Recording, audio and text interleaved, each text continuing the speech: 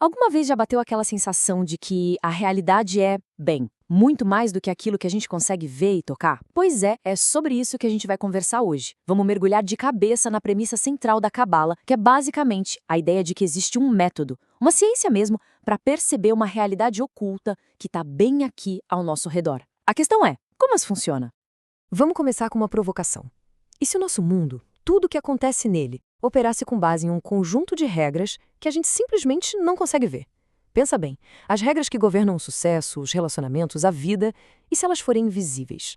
A Cabala parte exatamente desse ponto. O que a gente vê por aí é só a pontinha do iceberg de uma realidade muito mais profunda. E o que seria essa realidade mais profunda? A ideia central é que o nosso universo inteiro é construído sobre uma teia de forças espirituais invisíveis. É como se fossem as leis da física por trás da própria física, governando absolutamente tudo, desde um micro-organismo até a maior das galáxias. Para a gente entender isso melhor, uma boa analogia é a eletricidade. Ninguém aqui consegue ver ou tocar a eletricidade, certo? Mas todo mundo sabe que ela existe. A gente usa para iluminar a casa, para carregar o celular, a gente vê os efeitos dela. A Cábala diz que as forças espirituais são exatamente assim, invisíveis, mas com efeitos bem concretos no nosso mundo. E é aqui que a coisa fica interessante. Para a Cabala, essas forças não são uma questão de crença ou fé. Elas são tratadas como elementos objetivos da realidade, sabe? Tão reais quanto a gravidade.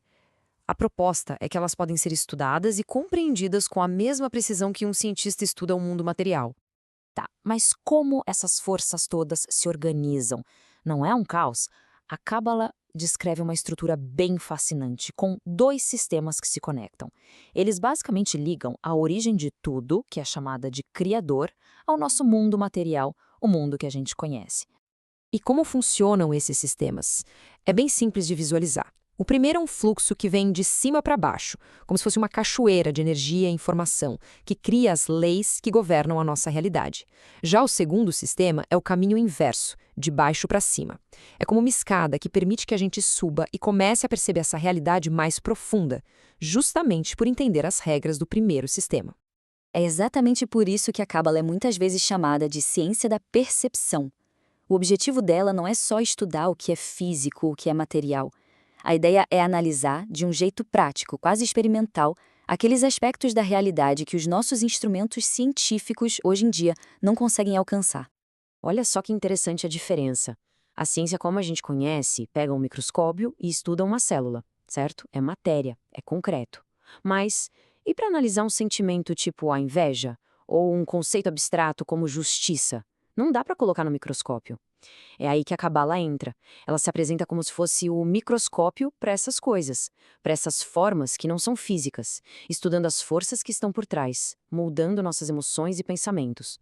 E isso leva a gente para uma pergunta ainda mais maluca. Se tudo que a gente vê, ouve, sente é, na verdade, só o efeito final dessas forças ocultas, então o que a gente está percebendo de verdade? Será que a nossa própria percepção da realidade não é, de certa forma, uma ilusão?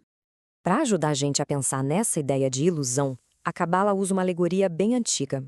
Imagina um cocheiro que tinha a vida perfeita. Família, trabalho, casa, tudo em ordem. Mas, do nada, uma onda de má sorte absurda o atinge. Ele perde os cavalos, a família, a casa, perde absolutamente tudo, a ponto de morrer de tristeza. E aí vem a reviravolta da história. Lá no plano celestial, a solução para a alma atormentada desse cocheiro não foi dar a vida dele de volta. A solução foi fazer ele sentir como se tudo estivesse perfeito de novo. Ou seja, a realidade dele foi totalmente substituída por uma percepção artificial de felicidade. E essa alegoria deixa a gente com essa pergunta no ar que é poderosíssima. Se é o nosso cérebro, os nossos sentidos que constroem a imagem do mundo à nossa volta, como a gente pode ter certeza absoluta do que é real e do que é só a nossa percepção da realidade? É de se pensar, não é? Pois é. E para quem consegue, de alguma forma, enxergar essa realidade mais profunda, surge um outro desafio. Como descrever isso? Como colocar em palavras algo que ninguém mais vê? Para isso, os cabalistas desenvolveram uma linguagem muito única e precisa. Essa linguagem é conhecida como linguagem dos ramos, e a lógica por trás dela é bem direta. Para cada coisinha que existe aqui no nosso mundo físico, que eles chamam de ramo, existe uma causa espiritual correspondente, a raiz. A linguagem simplesmente dá ao ramo o mesmo nome da sua raiz. Então, para ficar bem claro, a raiz é a força espiritual lá em cima, a causa de tudo. O ramo é o objeto ou o fenômeno que a gente percebe aqui no nosso mundo com os nossos 5 sentidos. E a conexão entre os dois é exata e invariável. É isso que faz essa linguagem ser, segundo eles, tão precisa e científica. Ok, tudo isso soa muito complexo, o que nos leva a uma questão bem prática. Se alguém está começando agora, como essa pessoa pode começar a perceber essa realidade mais profunda se ela nem entende a linguagem que a descreve? Qual é o primeiro passo? A resposta pode ser um pouco surpreendente. O caminho não começa com rituais, com velas, com ações externas. O foco, segundo a Kabbalah, é totalmente interno. Tudo começa com um desejo muito forte, muito genuíno de entender a espiritualidade. E, a partir daí, buscar as fontes corretas e desenvolver a percepção interior, e não se prender a coisas materiais. Em outras palavras, a chave que abre a porta para essa outra percepção não é uma ação, mas sim uma intenção. É o desejo profundo de entender a raiz das coisas, a causa por trás do que a gente vê, que realmente dá o pontapé inicial na jornada espiritual. E, para a gente fechar, fica aqui uma reflexão.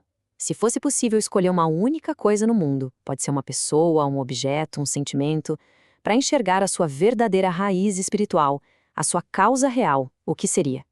É uma pergunta que convida a gente a olhar o nosso mundo com outros olhos. Muito obrigado pela companhia.